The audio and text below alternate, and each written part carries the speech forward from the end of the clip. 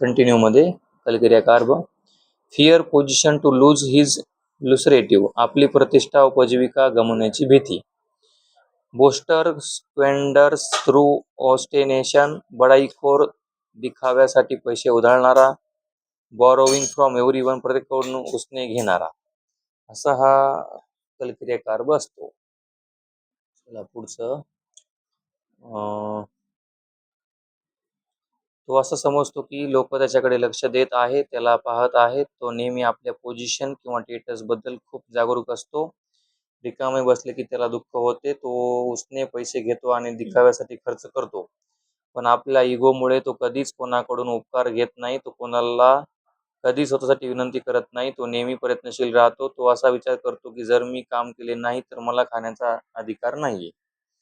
Other rubric, इतर मुख्य रुब्रिकमध्ये आहे अँझायटी फ्युचर अबाउट, भविष्यासंबंधी चिंता. फिअर पॉवर्टी ऑफ, गरिबीची भीती. गरिबी येईल अशी त्याला भीती असते. इरिटेबल, आयडल व्हाईल, रिकामे असताना चिडचिड होते.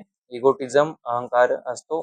तो नेहमी आपल्या भविष्याबद्दल चिंतित असतो. गरीब होण्याची भीती वाटते अहंकारामुळे. जर तो रिकामी बसला किंवा इतरांवर अवलंबून राहिला तर तो खूप चिडतो. अदर्स रुब्रिकमध्ये हायपोकॉन्ड्रिकल प्रवृत्ती. Anxiety hypochondriacal, mania to read medical books.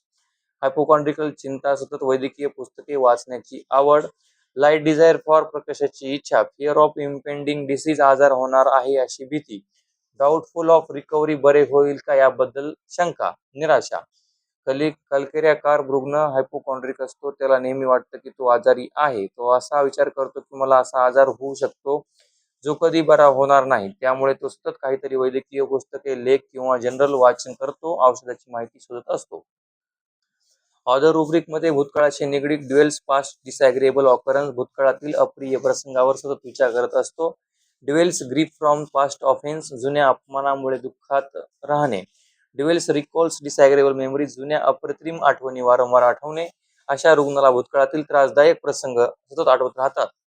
तिला नोकरीच्या मुलाखतीसाठी जाण्याचा सासरच्या लोकांनी परवानगी दिली नाही. पुढे शिकू दिलं नाही. कमी हुंडा आणल्यामुळे सासू टोमणे मारते, किंवा लहानपणापासून त्याला खूपच त्रास झालेला आहे असं. आपण पाहिलं होतं की कॅल्केरिया कार्बचं कॉम्प्लिमेंटरी रेमेडी काय आहे. तर कॉम्प्लिमेंटरी रेमेडीमध्ये आहे लायकोपोडियम